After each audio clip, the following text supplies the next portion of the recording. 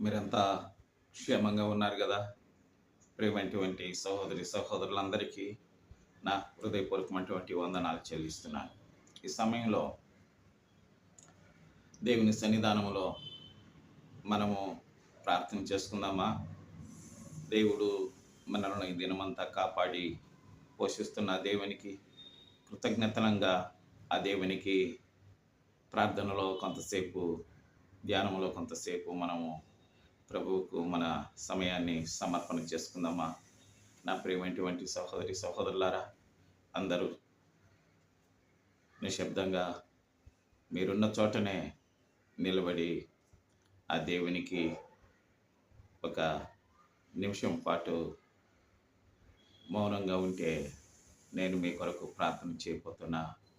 ప్రభువు సకల దుష్ట శక్తులను, సకల బలహీనతలను, సర్వ శరీరుల యొక్క మానవ శోధనలన్నిటినీ గద్దించి నిమ్మలింపి చేసే దేవుడు మన మధ్యలో ఉంటున్నాడు గనక మనము ఆయనకు కృతజ్ఞతమయ్యిందుగాక. మా పరలోకమందునటువంటి మా పరమ తండ్రి, నీకు వందనాలయ్యా, స్తోత్రాలు. ఇది నా ఆశ్రమంతో మమ్మల్ని నింపండి. ప్రభుత్వ అధికారులను, ప్రధానులను, నైనా పరిపాలించే దేశాలను పరిపాలించే పెద్దలందరినీ మా ప్రభు జ్ఞానముతో దయచేసి వారిని కాపాడమని ప్రార్థన చేస్తున్నాను. ప్రజలందరూ స్వామి నీ వినికిడిలో బ్రతికినట్లు సహాయం చేయండి.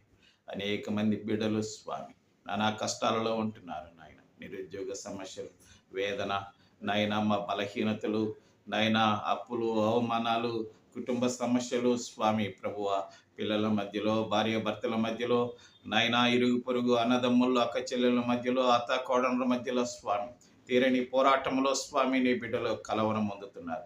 బిడ్డలందరినీ కనికరించి సమాధానపరచమని, ఇది నా ఆశ్రయంతో నింపమని నీకే మహిమ వందనాలు చెల్లించుకుంటూ ప్రభువా, అడిగిన దానికంటే అడగని దానికంటే అత్యధికముకి ఇచ్చి మమ్మల్ని సంతృప్తి పరిచే తండ్రివని నీ పాదాల దగ్గర మనం చేస్తూ యేసుక్రీస్తు నామమున ప్రార్థిస్తున్నాం తండ్రి. ఆమేన్.